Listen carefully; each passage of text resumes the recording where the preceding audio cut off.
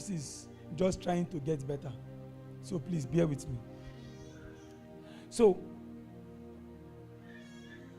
they've been in captivity for a while, and while in captivity, a woman called Deborah had been with the Israelites, but first of all, as a judge. So she has been carrying out her responsibility as a judge, not until a point where her responsibility as a prophetess was needed. Are you with me? So she has been acting out as a judge, but then there was the prophetic hidden within her. So she began to speak by the word of the Lord, and she sent for the king, the king, yes, or let's say the captain, the king of Israel, then a leader and a captain. So when he sent for him, whose name is Barak, when he sent for him, he began to tell him about how that God was going to redeem the land, God was going to save the land. And Barak, being a man, I felt Barak is a scared guy. Barak was scared. Because how can you go and fight against the people that had 10,000 chariots of iron? You know, the Bible laid emphasis on that because it is quite powerful. You know, when I was young, I watched a movie. One of those Korean movies that I watched when I was still young. I think it was the Han dynasty and the Tang dynasty. I think the Tang dynasty were the ones that have irons. So much so that if you set your arrows at them, their irons were strong, their steel were strong enough to withhold those arrows, so that when he hits them, it just bounce and falls.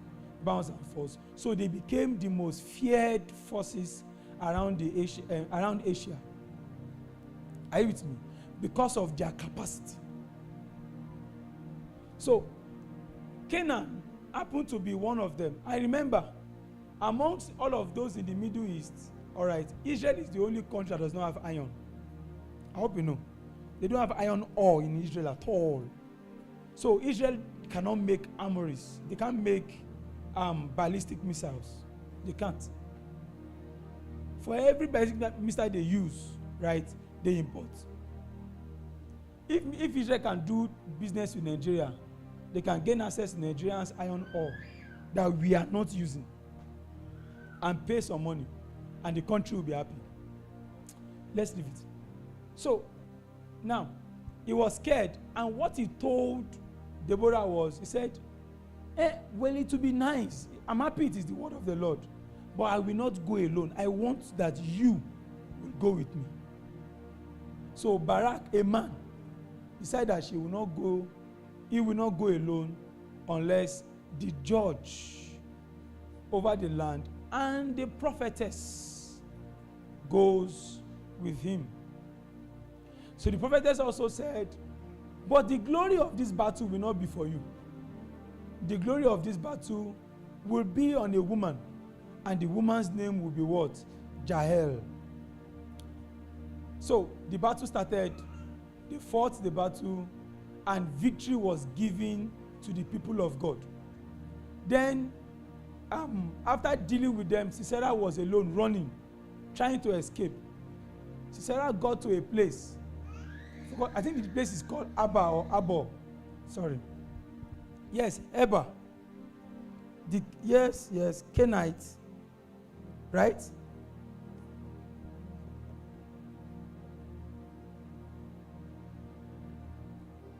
I just want to be correct.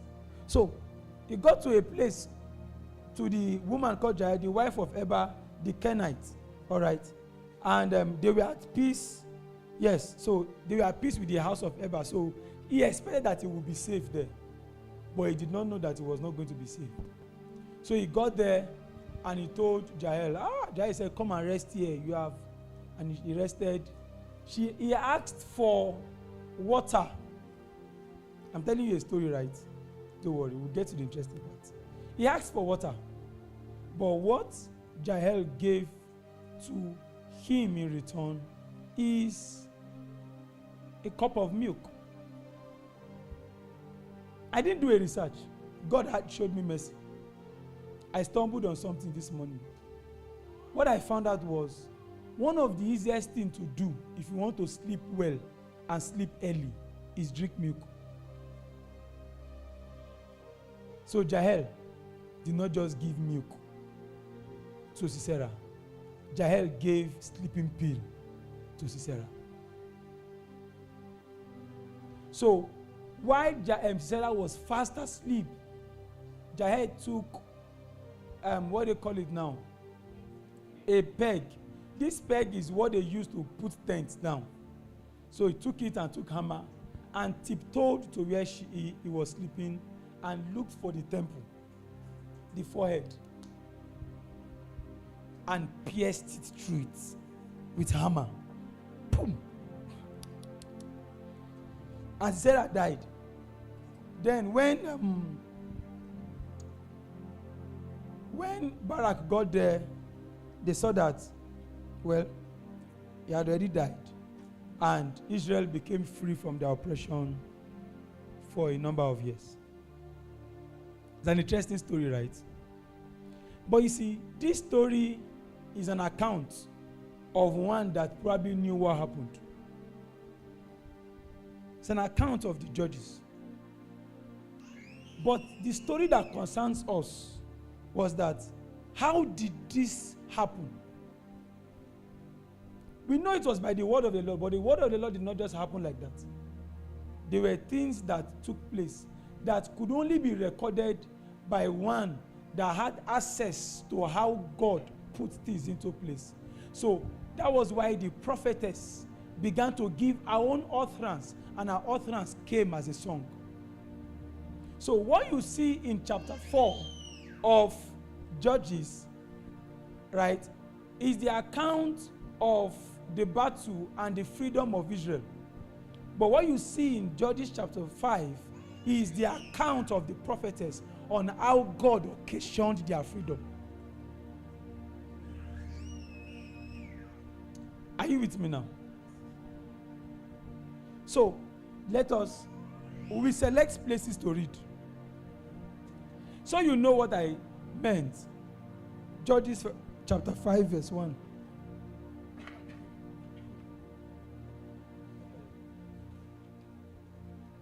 Are we there? Then sang Deborah and Barak the son of Abinoam on that day, saying, so that day was the day the victory happened. Praise ye the Lord for the avenging of Israel, when the people willingly offered themselves. I cannot stay here. I will use this scripture another day. The day I will have to use the book of Psalms chapter 110. No, not here. Not here. Because the Bible said in the days of his power, his people shall be willing. But don't worry. All right. So let's move from there to verse 7. Verse 7. Verse 7 said, the inhabitants of the villages ceased. They ceased in Israel until that I, Deborah, arose, that I arose a mother in Israel. So, Deborah began to give us our own side of the story. That Deborah did not just go to the war to do, we go win, we go win, we go win. Do you get? Deborah went to the war as a breastfeeding warrior.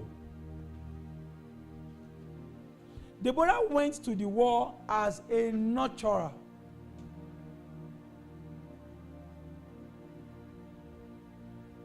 Are you with me? And to do accurate breastfeeding, you will not only be a judge, you will also be a prophetess. Have you noticed that a lot of ministers that speak about their wife, they say their wife is prophetic? You've not noticed? Even Abu Salome said this and that. You know, my wife is more prophetic than myself. I was like, sir, really? The reason is because to nurture the next generation, you will not need just a judge. You will need what? A prophetess. And in the way our world is tilting towards, before now, what we've had were judges, but judges that do not know how to use their tongue. So they've been able to carve something different in the life of their children by their words. I lost today. So these persons have not played a very good motherly role, because as a mother, you will not only give birth to a child, because we believe that you become a mother when you give birth. You become a mother when you become a gate woman.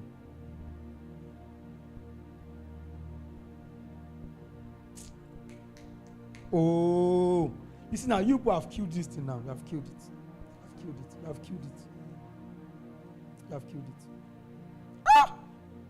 Come on, fire. Let's see lava telenata. Shada bala fale digila da bala natate fradila sa.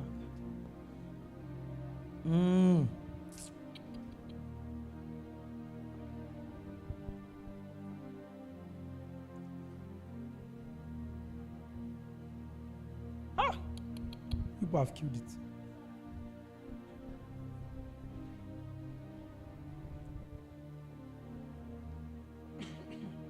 Let me try. If it not open again.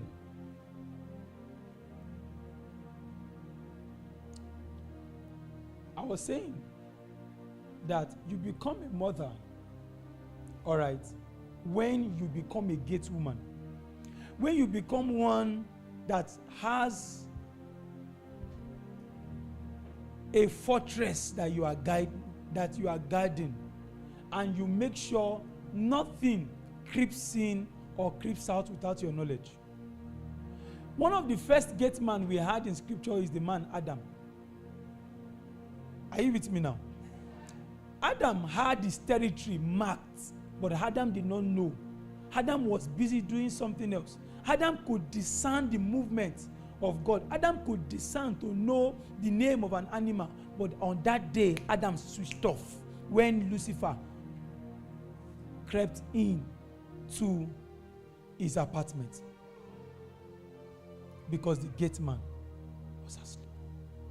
And I will show you, there was a point in this reading where we will get to, where Deborah was told to awake. The reason why she needed to awake was because the mother that was supposed to be mother was asleep.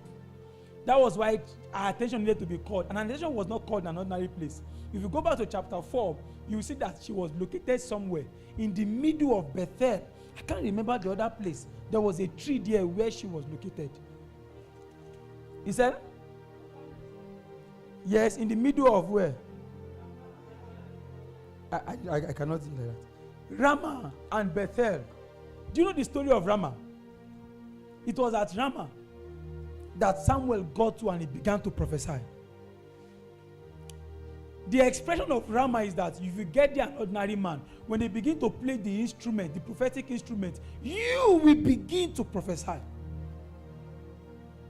So she was strategically located. That was when God began to pipe through her. My first point of call is that mothers must begin to rise. And you'll be wondering, but I'm not ready to get married now. You see, we did not know any, we only know that Deborah had an husband or a husband. We don't know if she had any child or not. I mean, did you see it in the story? So the point of being a mother was not a mother to a child. It was a mother to Israel. So it means you can be in that your house. And yes, you have a mom, but you are the mother in the house. Oh. Are you with me? Yeah. You honor your mom so much that you can kneel down and say, Mommy, I'm sorry. But you see, you know in the spirit, the position you take.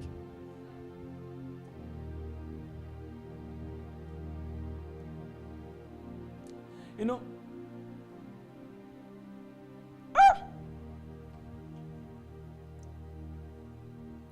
the Lord will help us. So he said, I, Deborah, arose, and that I arose a mother in Israel. And verse 12 that I was saying, I'm talking about, he said, awake, awake, Deborah, awake, awake. Utter a song, arise, Barak, and lead thy captivity captive, thou son of Abinoam. You see, the call of awake that came to Deborah was more than the one that came to what? To Barak. You know why? If the one that has access to the heavens is not awoken, the one that can walk with his hands will not awake. Are you with me now? I'm saying that if the prophetess, right, did not receive, see, the guy that can fight,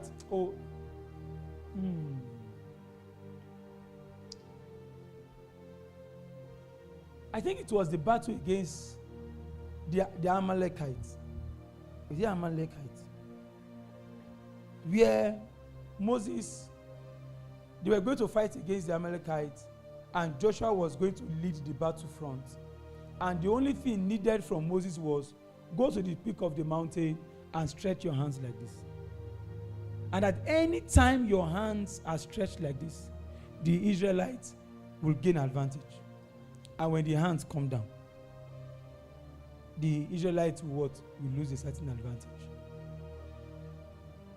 You know why? It is because battles are not fought from here. Even the enemies know that they don't fight anyhow like that. Battles are fought from the spirit. What you see in the physical are replicas of what has happened in the realm of the spirit.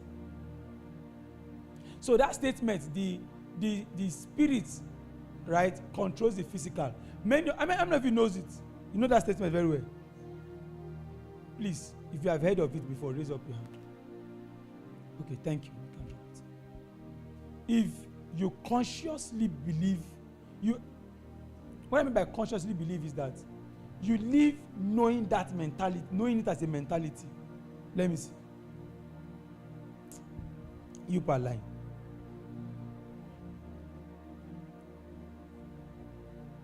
You know why I can say that?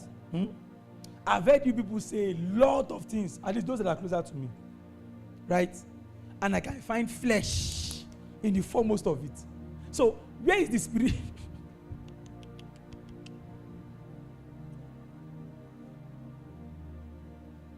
Where is the spiritual in it? The Lord will help us. So, what I was just trying to say is that the spirit controls the physical. What it means is that everything you see find expression in the physical happened because the spiritual had been settled. Are you with me now? Israel were in captivity in Babylon, right? Babylon had been conquered, and the king of Persia and Medes is now in power, right? Then a man called Daniel began to pray. The prayer is so that they will be free from captivity, isn't it? When the prayer started, God sent an angel, and a prince held back that angel. The prince is called what? The prince of Persia. You see, you will think freedom is that easy. I know some of you want Nigeria to be free. Nigeria. Oga, it's a battle of princes.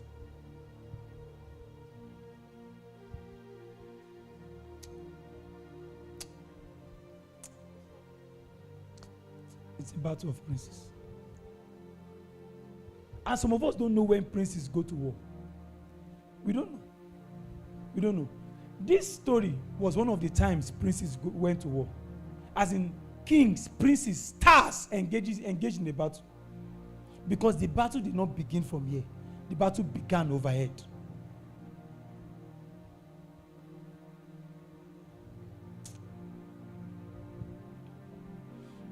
Oh! I thought I had all the time. Babe, I thought I had all the time. I can continue. I should keep going. People will fight you. Yeah?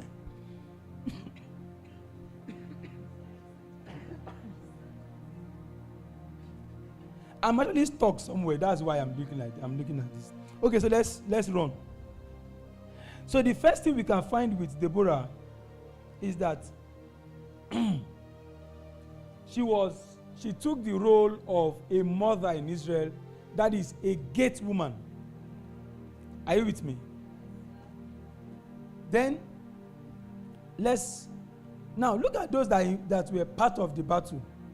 From verse 14, you will see the word Ephraim. I want to run. Then you also see the Benjamites. Then importantly, can we read verse 14? I want us to. There's someone, because this matter, the Lord brought it to me as well. Out of Ephraim was there a root of them against Amalek. After thee, Benjamin, among thy people, out of Machir came down governors, and out of Zebulun, they that undo the pen of the writer. So, this battle, it was not only a sword matter. They did not only leave it as being prophetic, they also brought in what? The writers. If you use good news call them administrators.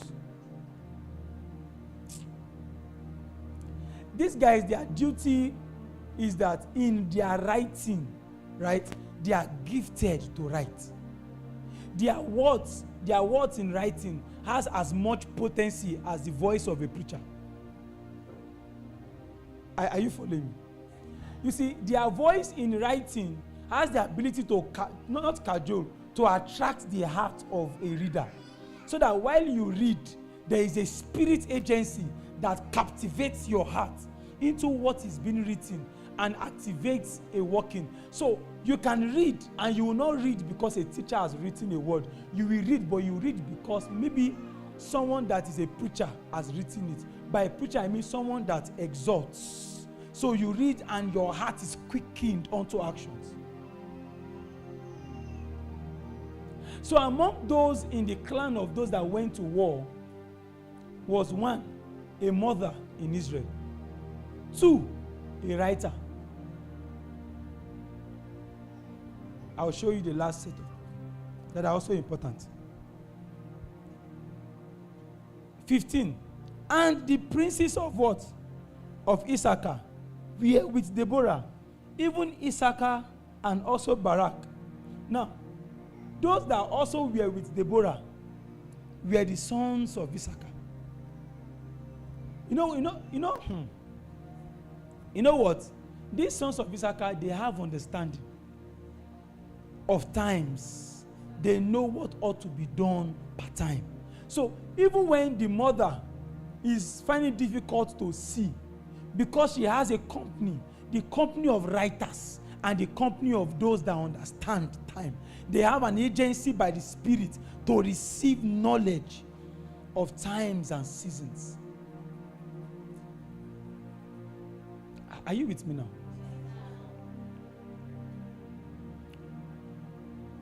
So, why I went through all of this rigorous work, let me see if there's something else I'm supposed to show you, because I'm running away for time now.